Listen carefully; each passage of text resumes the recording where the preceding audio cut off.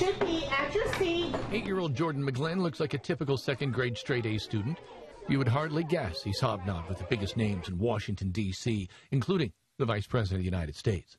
Jordan's one of the lucky ones. How could a boy suffering from Duchenne muscular dystrophy, a terminal illness, be lucky?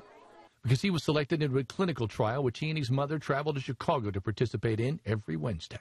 So now they're fighting to make sure others like him get the right to try experimental treatments as well. Time is ticking, and it's ticking very fast for patients like that. So when the U.S. House voted to pass right to try earlier this week, it seemed like the little boy who charmed the Indiana State House had worked his magic again.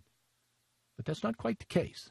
Now the problem is we have a Senate bill over here that the House doesn't want to necessarily bring to a vote. We have a House bill that passed last night that we have no idea yet what the Senate's going to do with that. But the McGlynns have connections. After all, the president expressed support for right to try in his State of the Union speech, and the vice president has already signed the measure into law as governor of Indiana with Jordan at his side. And in fact, the vice president also signed Jordan's Bible, which he proudly displayed for us today. He did sign that too. He signed that one too. Can you show me? Where was it? Can you show me that? And he signed it. But there's also been some pushback on this measure. I do want to Saying we're putting people at risk by doing this. Okay, so let's talk about that risk. We're putting patients at risk who are going to die, just to put it bluntly.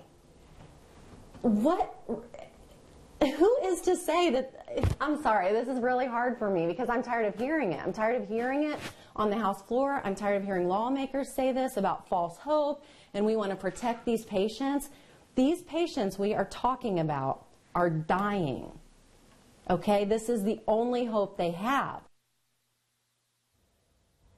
Wow. Now, the bill that passed yesterday carries the names of 4 people, including Jordan, but he's the only one currently enrolled in this clinical trial we told you about. One adult woman included has already died on that list. The other 2 adult men are currently struggling with this disease. The clock is ticking, and that's why she hopes, Laura, that they'll be able to still get this past this session. No, you'll continue to follow that story.